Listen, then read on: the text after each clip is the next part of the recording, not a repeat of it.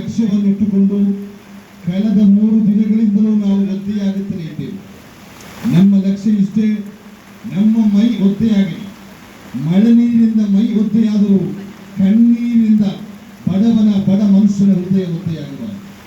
ಇವತ್ತು ಏನು ನಾವು ಕಾಣ್ತಾ ಇದ್ದೇವೆ, ಇವತ್ತು ವ್ಯಾಪಕವಾಗಿ ಕೊಲ್ಲೆಗಳು, ವಿಶೇಷವಾಗಿ ನಮ್ಮ ದಕ್ಷಿಣ ಕನ್ನಡ ಜಿಲ್ಲೆಯನ್ನು ಒಳಗೊಂಡಂತಹ ಕರಾವಳಿ ಮನುಷ್ಯನಿಗೆ ಬದುಕುವುದಕ್ಕೆ, ಸ್ವಸ್ಥವಾಗಿ ಬದುಕುವುದಕ್ಕೆ ಸಾಧ್ಯವಾಗದಂತಹ ಒಂದು ಸನ್ನಿವೇಶದಲ್ಲಿ ನಾವಿದೆ.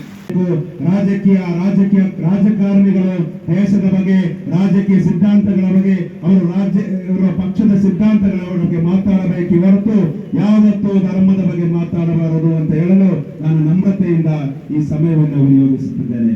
ಬಂಧುಗಳೇ, ಭಾವೈಕ್ಯತೆ ಎಂದರೆ ಏನು, ಸಾಮರಸ್ಯ ಎಂದರೆ ಏನು?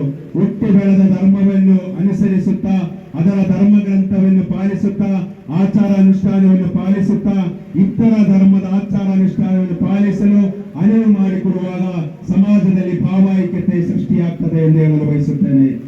ನೀವು ಇಂಥ ಒಂದು ಸುಂದರವಾದ ಕಾರ್ಯಕ್ರಮವನ್ನು ಹಮ್ಮಿಕೊಂಡಿದ್ದೀರಿ ಅಂದ ಮೇಲೆ ನನ್ನನ್ನು ಕರೆಯುವುದಕ್ಕಾಗಿ ನಿಮ್ಮ ಸಮಯವನ್ನು ನಾನು ಉಪಯೋಗಿಸಿದರೆ ನನ್ನಂಥ ಕೆಳಮಟ್ಟದ ಒಬ್ಬ ವ್ಯಕ್ತಿ ಭಾರತ ದೇಶದಲ್ಲಿ ಹುಟ್ಟಲಿಲ್ಲ. ಹಾಗಾಗಿ ಆ ಸಮಯವನ್ನು ಸೌಹಾರ್ದತೆಗೋಸ್ಕರವಾಗಿ ನೀವು ಬಳಸಬೇಕು ಅಂತ ಹೇಳುವಂಥದ್ದನ್ನು ನಾನು ಅವರಲ್ಲಿ ಕೇಳಿಕೊಂಡಿದ್ದೆ. ಶರೀಫ್ ಅವರಿಗೆ ಇಳಿಸಬೇಕು. ಹಾಗೆ ಅಂತಹ ಸಂದರ್ಭ, ಈ ಇನ್ನೊಂದು ಸುಸಂದರ್ಭ ವಿಚಾರ ಈ ಸಂದರ್ಭದಲ್ಲಿ ನಾನು ಹೇಳುವುದು ಅಂತ ಹೇಳಿದರೆ, ತುಂಬ ಸಂತೋಷವಾಯಿತು. ನನ್ನ ಕನಸು ನನಸಾಯಿತಲ್ಲ.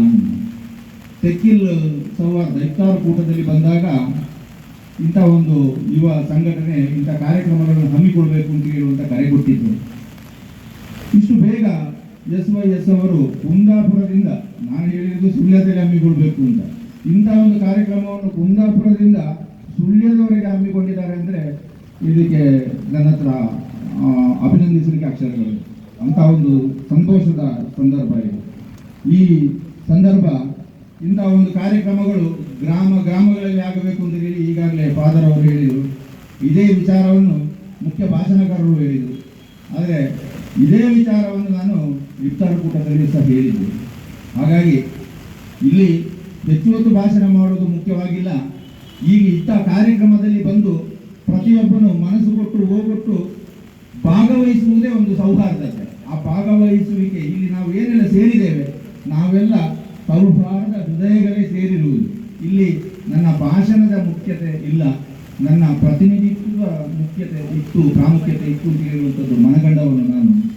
ನಮಗೆ ಹಿಂದೂ ಸಮಾಜೋತ್ಸವ ಬೇಡ, ಕ್ರೈಸ್ತ ಸಮಾಜೋತ್ಸವ ಬೇಡ, ಇಸ್ಲಾಂ ಸಮಾಜೋತ್ಸವ ಎಂತ ಬೇಡ, ನಾವು ಸಕಲ ಸಮಾಜೋತ್ಸವ ಮಾಡುವ ಅಂತ ಅವರದಕ್ಕೆ ಒಪ್ಪಿದ್ರು. ಹಾಗಾಗಿ ದೇವರ ಹೆಸರಿನಲ್ಲಿ ನಾವು ಹೊಡೆಯುವುದಲ್ಲ, ದೇವರ ಹೆಸರಲ್ಲಿ ಒಟ್ಟಾಗುವ, ಮುಂದಾಗುವ, ಎಲ್ಲರಿಗೂ ಒಳ್ಳೆಯದಾಗಲಿ.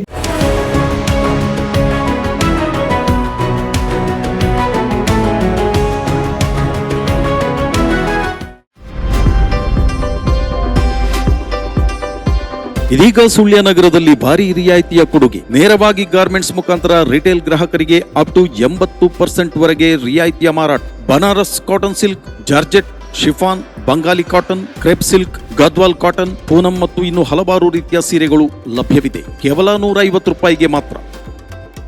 ರು 550ರಿಂದ 950 ವರೆಗೆ ಮಾರಾಟವಾಗುವ ಬ್ರಾಂಡೆಡ್ ಬಟ್ಟೆಗಳು ಕೇವಲ ರೂಪಾಯಿ 200ರಿಂದ 250 ರೂಪಾಯಿಗಳು ಮಾತ್ರ.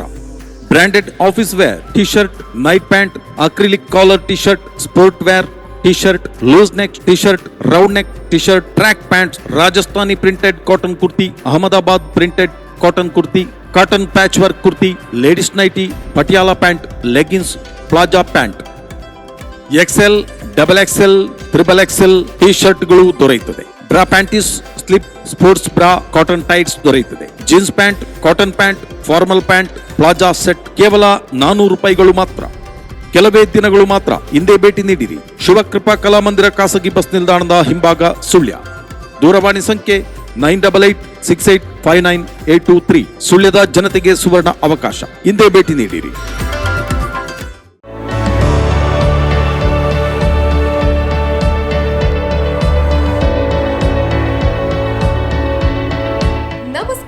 ರೈತ ಬಾಂಧವರೇ, ಬಿಸಿಲು ಕಳೆದಿತ್ತು, ಇನ್ನೇನು ಕೃಷಿ ಮಾಡೋದಕ್ಕೆ ಸೂಕ್ತ ಸಮಯ. ಹಾಗಾಗಿ ಉತ್ತಮ ಗುಣಮಟ್ಟದ ಗಿಡಗಳಿರುವ ನರ್ಸರಿಯನ್ನ ಹುಡುಕ್ತಾ ಇದ್ದೀರಾ? ಹಾಗಾದ್ರೆ ನಮ್ಮ ಸುಳ್ಯದ ಮೊಗರ್ಪಣೆ ಮಸೀದಿ ಮುಂಭಾಗವಿರುವ ಕರ್ನಾಟಕ ಅಗ್ರಿ ಗಾರ್ಡನ್ ನರ್ಸರಿಗೆ ಭೇಟಿ ಕೊಡಿ.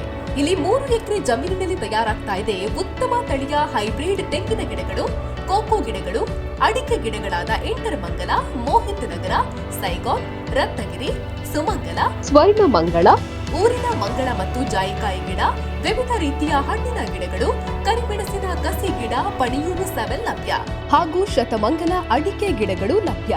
Karnataka agri garden nursery, Mogarpane, Halegate, Sullia. Booking ಆಗಿ ಇಂದೇ ಸಂಪರ್ಕಿಸಿ 9048865019 99461 23801.